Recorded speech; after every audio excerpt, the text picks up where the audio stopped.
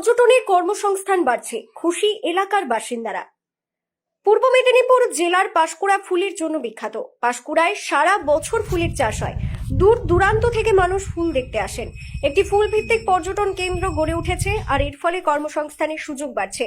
স্থানীয় বাসিন্দারা খুশি। কাঁসাই নদীর তীরে খিরাইয়ের দোকান্ডা গ্রাম, প্রত্যন্ত এই গ্রাম বর্তমানে ফুলপ্রেমীদের কাছে আকর্ষণের কেন্দ্রবিন্দু। এই গ্রাম ফ্লাওয়ার্স ভ্যালি হিসেবে পরিচিতি লাভ করেছে। তাই প্রতি বছর ফুলপ্রেমীদের ভিড় বাড়ছে কংসাবতী নদীর কূলে এই গ্রামে। শীতকালীন ফুল দেখতে পর্যটকেরা ভিড় করেছে, তাতেই জমজমাট হয়ে উঠেছে ফুল কেন্দ্রিক পর্যটন শিল্প।